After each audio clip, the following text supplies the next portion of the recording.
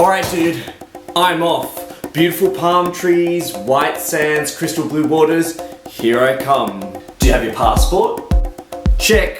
How about your travel documents? Already thought of that. Or what about these highly portable two-player card games?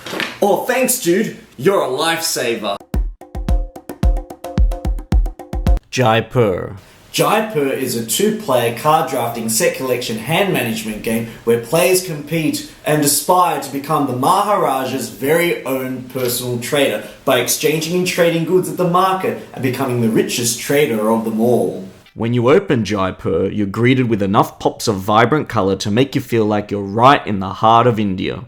At the market, there are different types of goods to be traded and sold, including diamonds, gold, silver, cloth, spice, and leather.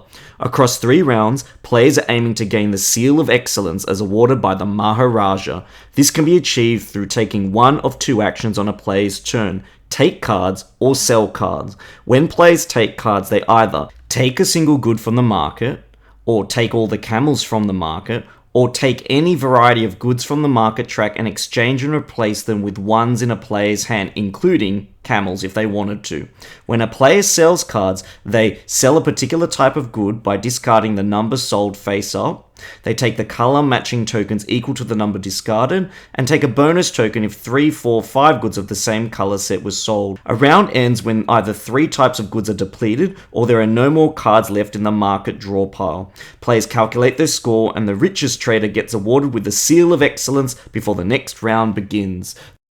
I really love the set collecting aspect that the game Jaipur has to offer. It really plays well to its theme. I like the idea that when players draw from the market track, they can do so to prevent another player from increasing the number of coloured goods that they're trying to collect and trade in. It's really important that players know the composition of the deck and how many of each card features in the deck, because this is really crucial for optimising players' moves each round. I love the risk versus reward element where players are thinking about whether to exchange the goods, take a good, or even take all the camel cards to vie for the extra 5 rupees at the end of the game. If a player decides to take the camel cards, that leaves potential gaps open for other goods that players might be waiting for to appear, and thus the opponent player might be able to take a good that you particularly need in order to gain more rupees. Fugitive. Fugitive is a fast-paced 2-player hidden movement deduction bluffing game where one player takes on the role of the fugitive as they try to escape the city by seeking refuge in various hideouts along the way, whilst the other player takes on the role of the marshal as they try to uncover all of the fugitives' hideouts and stop them before they try and get to card number 42. The deck of cards is sorted by their numbers, split into the 3 ranges, shuffled and placed on their respective spots on the game board. On the fugitive's first turn, they draw 3 cards from the 4 to 14 deck and 2 cards from the 15 to 28 deck. In addition, they have cards 1 to 3 and card number 42 in their hand. The fugitive on their turn places a card face down. This essentially represents the hideout, kind of like the breadcrumbs that signify where the fugitive has stopped at. The marshal's job is to uncover all of the fugitives' hideouts by firstly crossing off hideout cards drawn from the stockpile of cards from the main game board and using other revealed hideouts to work forward or backward to deduce their answer. The fugitive can only play hideouts in ascending order, and they need to be placed 1 to 3 more than the previously played one. The fugitive, however, is very cunning and can use sprint cards to extend this range of their hideout placement equal to the number of shoes on the sprint cards, making the marshal's job of guessing their hideout that much more difficult. Fugitive is such a great tense cat and mouse style game where each role feels both different and comes with its own challenges. I love the mathematical and analytical deductive elements this game provides, and I love the fact that you can bluff by using some of those sprint cards if you're the fugitive.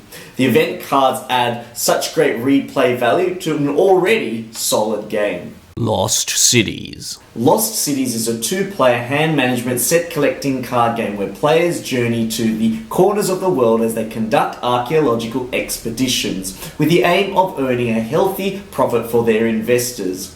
Players will invest in 5 different coloured expeditions with the aim of gaining the most discovery points by the end of the game. Players set up the board and distribute 8 cards per player from the central expedition deck. On a player's turn, they can place a card in their own column on their side of the board by starting a new column or extending an existing one, ensuring that the newly placed card has a higher value than the most recently placed one. Players can opt to discard a card face up in the discard space on the game board if they choose not to place it in an expedition column.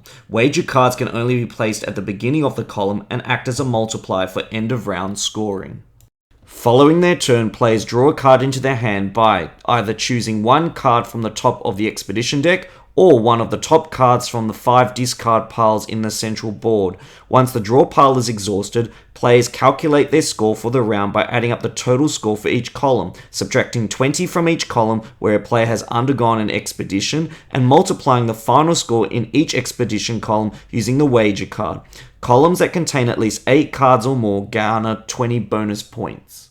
Despite its simplistic rule set, there's actually a lot of complexity to the game Lost Cities. When players play a wager card, that is kind of publicly declaring to the other player that they wish to invest in that particular expedition. This can kind of create an interesting dynamic in the game. There's this element of risk versus reward where players who play wager cards might be able to multiply their final score by double, triple, or quadruple its original value. But if they end up with a negative final score, that multiplier can really hurt that player.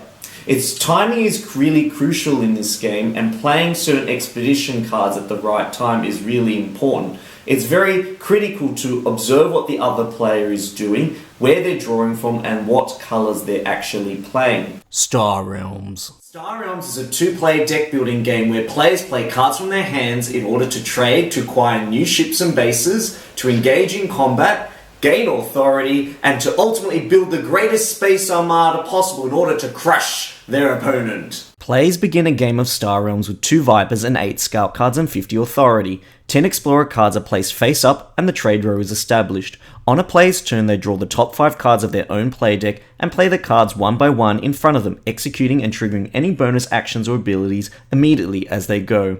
Players can purchase cards from the trade row using coins they've accumulated on their turn, use primary abilities of any bases they currently have, use ally or scrap abilities of ships and bases currently in play, or use combat to attack the opponent or bases. Players play as many cards from their hand as possible, discarding any unwanted leftover cards into their discard pile.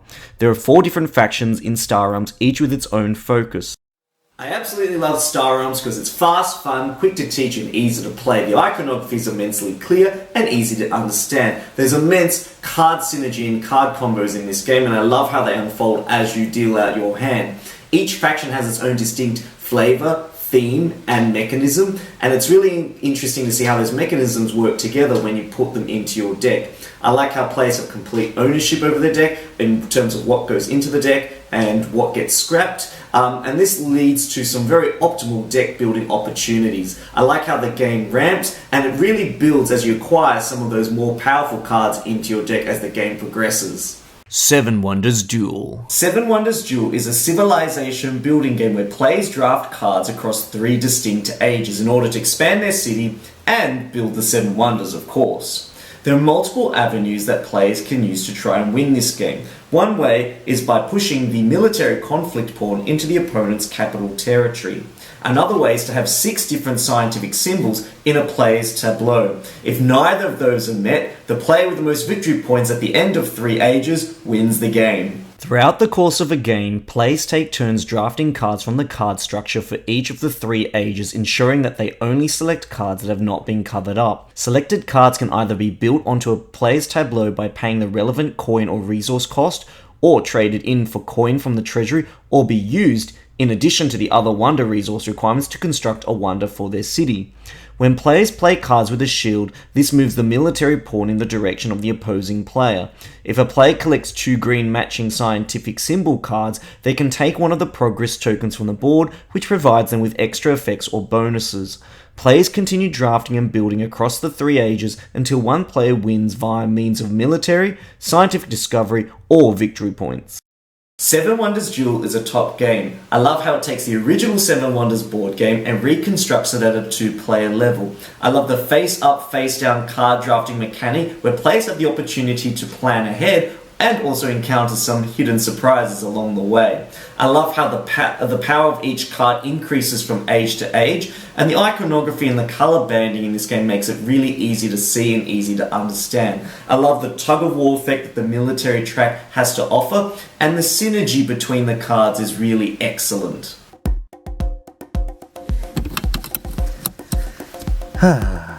Whoa! Guess what? I'm coming on holidays with you. You'll definitely need a second player.